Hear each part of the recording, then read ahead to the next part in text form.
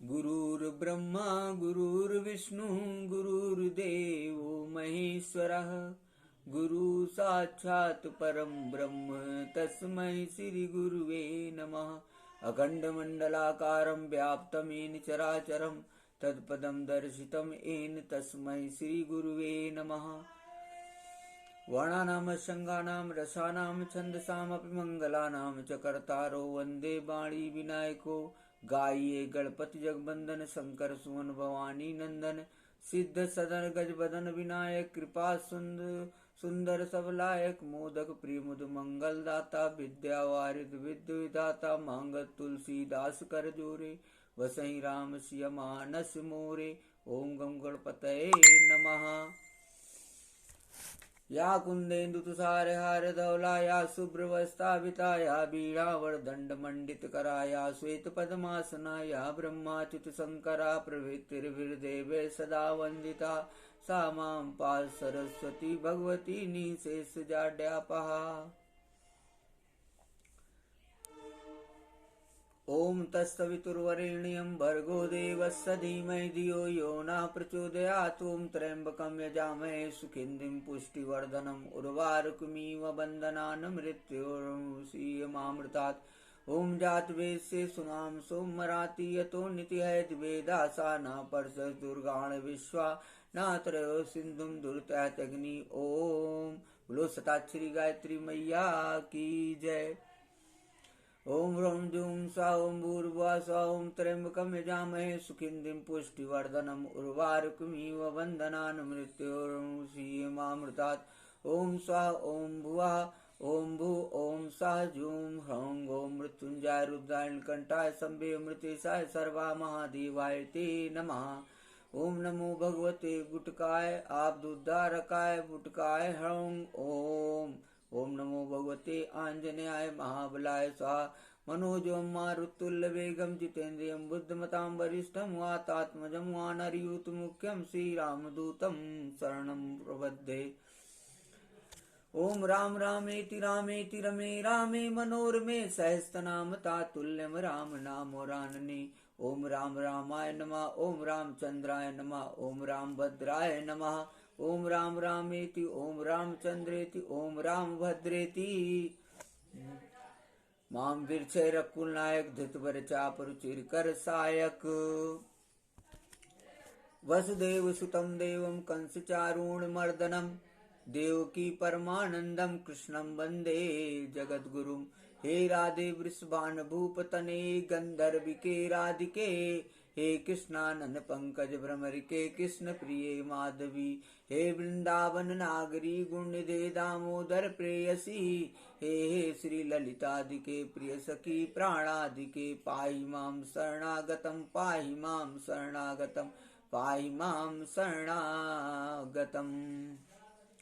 ओम ह्लीं बंगलामुखी सर्वदुष्टानां वाचं मुखं पदं स्तंभे दिव्यां कीले बुद्धिं विनाशय ह्लीं ओम स्वाहा। ओम ह्रीं ऐं ह्रीं ह्रीं ह्रीं फट् स्वाहा।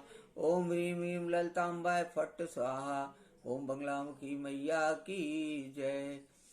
बोलो राजराजेश्वरी त्रिपुर सुंदरी मैया की जय।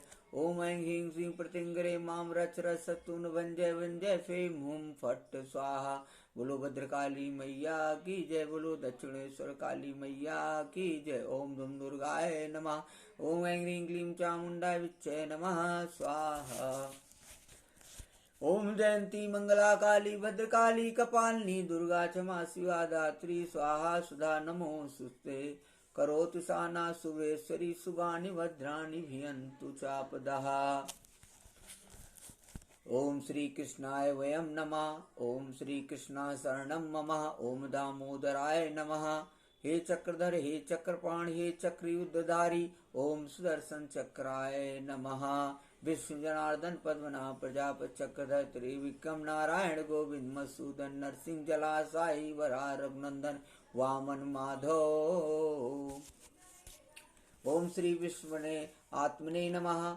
ओम नमो नारायणाय नमः। ओम नमो भगवते वासुदेवाय नमः।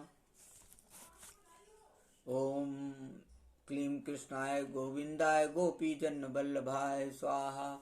ओम श्री परमात्मने नमः। हरि ओम तत्सत, हरि ओम तत्सत, हरि ओम तत्सत। सर्वप्रथम प्रातः स्मरणीय परम पूजनीय गुरुदेव ब्रह्मलीन परमहंस अत्रि मुनि महाराज जी के चरणों में कोटि कोटि नमन है। आत्मनाय अनंत विभूषित ब्रह्मलीन जगत गुरु शंकराचार्य माधवानंद सरस्वती महाराज जी के चरणों में कोटि कोटि नमन है। सनातन धर्म सम्राट ब्रह्मलीन स्वामी करपात्री जी के चरणों में कोटि कोटि नमन है। सनातन परंपरा सनातन धर्म को अस्थायित्व प्रदान करने वाले भगवान आदि शंकराचार्य जी के चरणों में कोटि कोटि नमन है। सनातन धर्म की जय। हरि ओम तत्सत, हरि ओम तत्सत, हरि ओम तत्सत। विगत कई दिनों से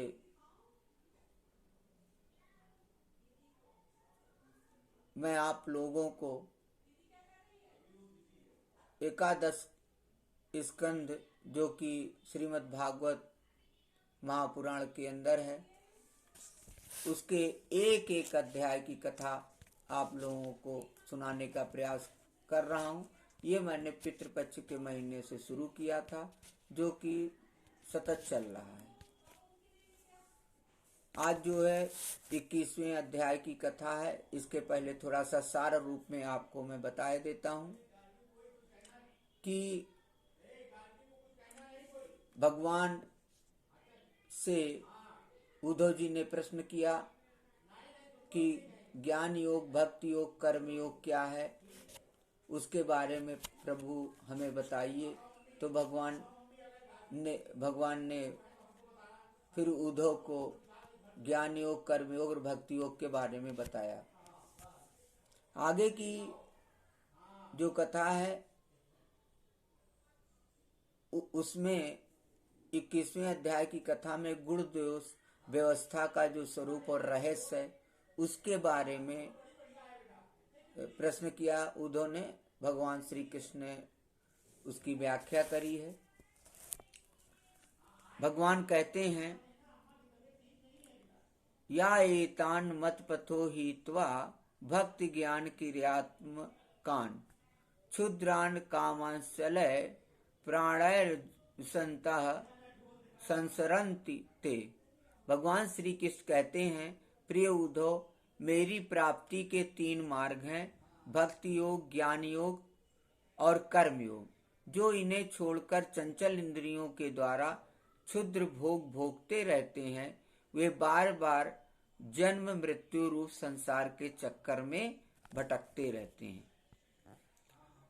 अपने अपने अधिकार के अनुसार धर्म में दृढ़ निष्ठा रखना ही गुण कहा गया है और इसके विपरीत अनधिकार चेष्टा करना दोष है।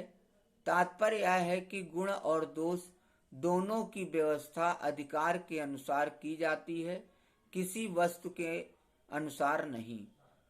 वस्तुओं के समान होने पर भी शुद्धि अशुद्धि, गुण दोष और शुभ अशुभ आदि का जो विधान किया जाता है उसका अभिप्राय यह है कि पदार्थ का ठीक ठाक निरीक्षण परीक्षण हो सके और उनमें संदेह उत्पन्न करने की ही यह योग्य है कि अयोग्य स्वाभाविक प्रवृत्ति को नियंत्रित संकुचित किया जा सके।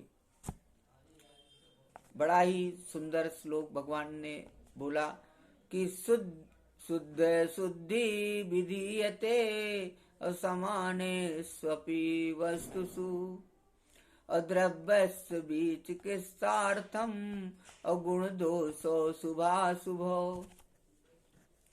आगे भगवान कहते हैं धर्मार्थम व्यवहारार्थम यात्रार्थम मिति चानग। उनके द्वारा धर्म संपादन कर सके, समाज का व्यवहार ठीक ठाक चल सके और अपने व्यक्तिगत जीवन के निर्वाह में भी सुविधा हो। इससे यह लाभ भी है कि मनुष्य अपनी वासना मूलक सहज प्रवृत्तियों के द्वारा इनके जाल में न फंसकर शास्त्रानुसार अपने जीवन को नियंत्रित और मन को वशीभूत कर ले। निष्पापूधो या आचार मैंने ही मनु आदि का रूप धारण करके धर्म का भार ढोने वाले कर्म जड़ों के लिए उपदेश किया है। पृथ्वी जल तेज वायु आकाश ये पंच भूत ही ब्रह्मा से लेकर पर्वत वृक्ष पर्यंत सभी प्राणियों के शरीरों के मूल कारण हैं। इस तरह वे सब शरीर की दृष्टि से तो समान हैं, सब आत्मा भी एक ही है। प्रिय उद्धव, यद्यपि सबके शरीरों के पंचभूत समान हैं, फिर भी वेदों ने इनके वर्णाश्रम आदि अलग अलग नाम और रूप इसलिए बना दिए हैं कि ये अपनी वासना मूलक प्रवृत्तियों को संकुचित करके नियंत्रित करके धर्म अर्थ काम मोक्ष इन चारों पुरुषार्थों को सिद्ध कर सके। बड़ा ही सुंदर श्लोक है। वेदेन नाम रूपाणि विस्माणि समेस्वपि और धातु सुधो कल्पयन्ते एतेषां स्वार्थ सिद्धे। बोलो भक्त और भगवान की जय। देश कालादि भावानां वस्तुनां मम सत्तम गुण दोषो विधीयेते नियमार्थम ही कर्मणाम। साधु श्रेष्ठ, देश काल फल निमित्त अधिकारी और धान्य आदि वस्तुओं के गुण दोषों का विधान भी मेरे द्वारा इसीलिए किया गया है कि कर्मों में लोगों की जो प्रवृत्ति कर्मों में लोगों की उच्छृंखल प्रवृत्ति ना हो।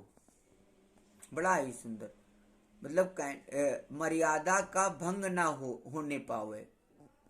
देशों में वह देश अपवित्र हैं जिसमें कृष्ण सार मृग ना हो और जिसके निवासी ब्राह्मण भक्त ना हो। कृष्ण सार मृग के होने पर भी केवल उन प्रदेशों को छोड़कर जहाँ संत पुरुष रहते हैं कीकट देश अपवित्र ही है। संस्कार रहित और ऊसर आदि स्थान भी अपवित्र ही होते हैं।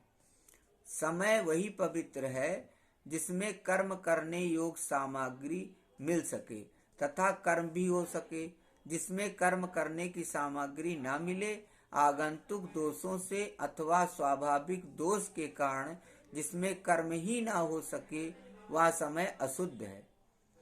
कर्मण्यो गुणवान कालो द्रव्यता सत एव वा यतो निर्वर्तते कर्म सा दोषो कर्म का अस्मृतः।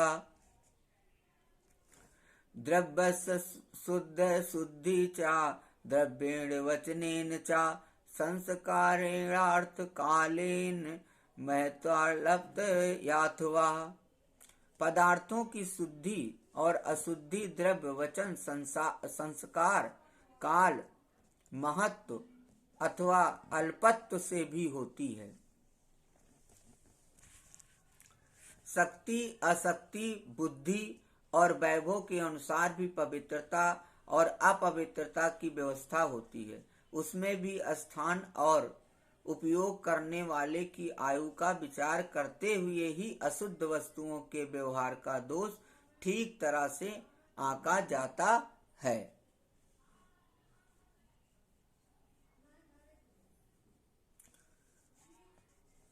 अनाज लकड़ी हाथी दांत आदि हड्डी सूत मधु नमक तेल घी आदि रस सोना पारा आदि तेजस पदार्थ चाम और घड़ा आदि मिट्टी के बने पदार्थ समय पर अपने आप हवा लगने से आग में जलाने से मिट्टी लगाने से अथवा जल में धोने से शुद्ध हो जाते हैं।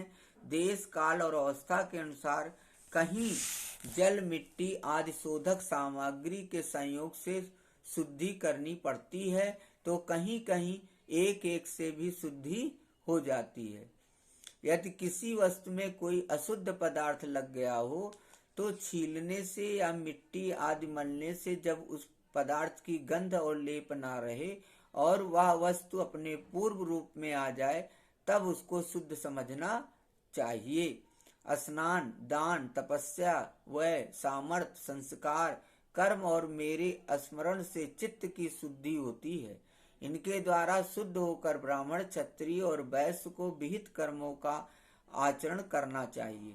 गुरुमुख से सुनकर भली भांति हृदयंगम कर लेने से मंत्र की और मुझे समर्पित कर देने से कर्म की शुद्धि होती है। उद्धव, इस प्रकार देश, काल, पदार्थ, कर्ता, मंत्र और कर्म इन छयों शुद्ध होने से धर्म और अशुद्ध होने से अधर्म होता है। कहीं कहीं शास्त्र विद से गुण दोष हो जाता है और दोष गुण।